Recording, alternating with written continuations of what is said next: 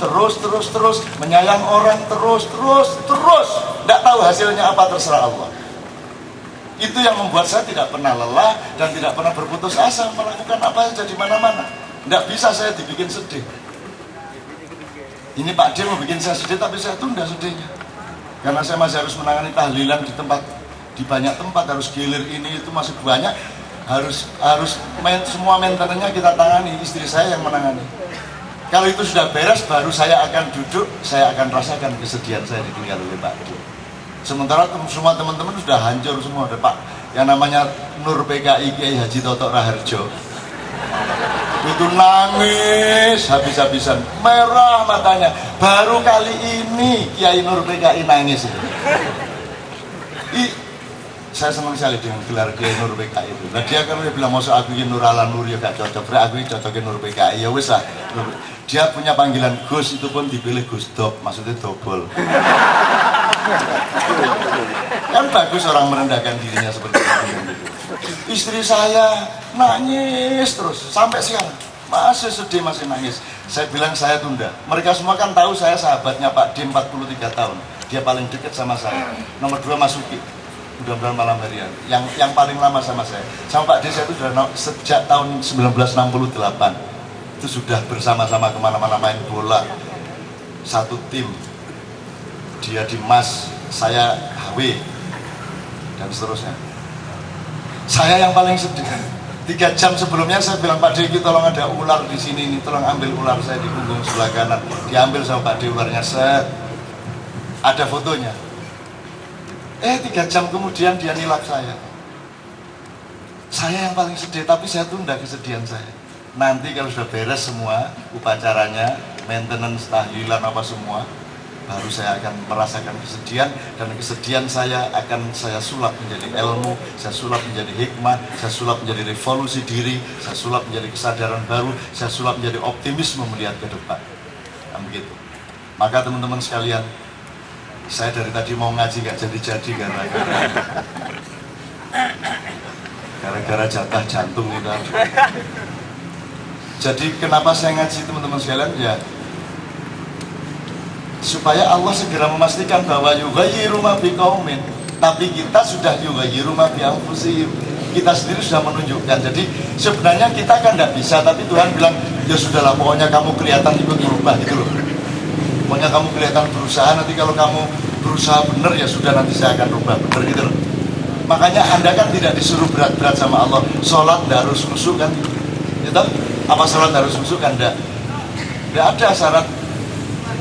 Tidak ada syarat sholat khusyuk. Jadi Anda sholat Allahu Akbar tapi tidak ngerti Allahu Akbar, ya tidak apa-apa. Allahu Akbar eling Akbar Tanjung, ya tidak apa-apa. Tidak ada masalah. Jadi kalau sholat tidak khusyuk itu tidak salah secara hukum, secara fikih. Cuman kebangetan secara akhlak. Ya mosok kamu sholat tapi tidak berhadapan sama Allah, kan itu. Jadi itu himbauan moral, bukan pasal hukum. Kalau pasal hukumnya tidak apa-apa. Makanya jangan jadi negara hukum. Jangan pernah sebuah negara menjadi negara hukum. Harus kalau bisa menjadi negara akhlak atau negara moral. Kalau negara hukum itu ada orang mati Anda lewatin, tidak ada masalah kok. Ada orang kecelakaan Anda tidak tolong, tidak ada masalah menurut hukum. Ada orang lapar tidak Anda kasih makan, tidak ada masalah menurut hukum. Negara yang salah kalau tidak ngasih makan orang lapar, kan begitu. Tapi kalau Anda tidak ada masalah, tidak ada pasal hukumnya. Maka kalau negara hukum itu enggak, ya rendah. Hukum itu hanya jalan kalau ada aparat dan ada, ya kayak orang Madura di jalanan merah di serobot, terus polisi tiba-tiba keluar dari balik tiang. Karena itu memang tipologi polisi Indonesia, kan mereka rendah hati dan tidak ingin menampakkan diri. Jadi selalu sembunyi di balik pohon. Begitu ada orang-orang melanggar, terpaksa dia menampakkan diri. Kamu melanggar lampu merah, nggak tahu apa kamu? Ya tahu Pak, saya kalau salah. Cuma saya nggak tahu kalau sampai di situ. Ini sudah sering saya ceritakan sama Anda. Tapi itu juga tipe orang Indonesia. polisinya menjalankan hukum juga bukan karena hukum toh. Si Maduranya ini berhenti tidak melanggar hukum juga bukan karena kesadaran hukum, tapi karena ada polisi toh. Kan begitu. Terus dia cari alasan-alasan, setelah polisinya dibayar 20.000 dia melanggar lagi, terus lagi polisinya bukan menjalankan hukum, dia cuma cari 20.000 kok. Akhirnya tukang becak terus melenggang, sama mobil dari sini gitu. Goblok, tukang becak wis lampu abang kayak ini terus saya repot iki sing teko kene. Kata si pengendara mobil, "Dasar tukang becak goblok." Tukang becak Indonesia tidak menderita hanya oleh dituduh goblok. Dia bilang, "Kalau udah goblok enggak becak." Lo coba mana di dunia ada metode budaya seperti dia? Serang Madura, digoblokkan itu kan sakit luar biasa. Mereka enggak, ya kalau enggak goblok enggak becak. Kalau enggak goblok menteri saya mas, dosen saya. Lah jelas goblok ya. Marquesot, sudah sering saya ceritain, Marquesot berobat ke rumah sakit, pulang gitu saja. Pak belum bayar. Terus saja, akhirnya lapor Satam tuh jatuh belum bayar tuh orang. Pak belum bayar. Bayar apa? Lu sampean kan berobat. Lah iya, masuk di sini tidak berobat, masuk di sini nambal ban. Dari rumah sakit ya berobat, tetapi harus bayar. Lu bayar lah yang punya uang. Kalau tidak punya duit masuk bayar. Kan bayar pakai duit toh? Iya betul dari Satam. Lah saya tidak punya, masa bayar lagi apa saya? Sampai itu tidak punya otak.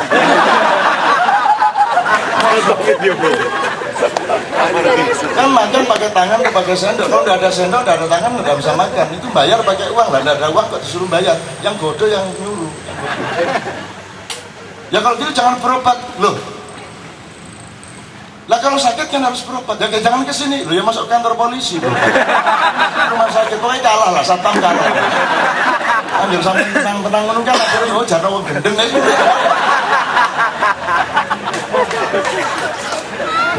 Paling pol dianggap gendeng, dan yang gendeng gak ada masalah tuh mas. Kan ram tak kandani kan belum bayar. Nek di Londo saya dulu selama di Belanda 2 tahun nggak pernah bayar kereta atau bis.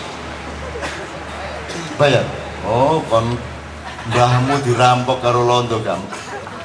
Iya aku biyen enggak berusaha butuh gendeng menurut orang. Saya enggak bayar 2 tahun, saya enggak bayar, tapi mau ketahuan 3 kali. Yang pertama saya langsung loncat di tengah sawah dari kereta. Yang kedua saya masih bisa nyelindung keluar. Yang ketiga kepergok. Wes sudah nih gabungan polisi apa semua gabungan, saya kepergok, enggak punya karcis, enggak punya tiket, enggak bayar. Suhai kita ngomongin. Nopo Pak, ngono. Enggak begini, ngomong apa saja. Lah enggak paham bener saya. Aku udah ngerti cara Londo. Akhirnya dia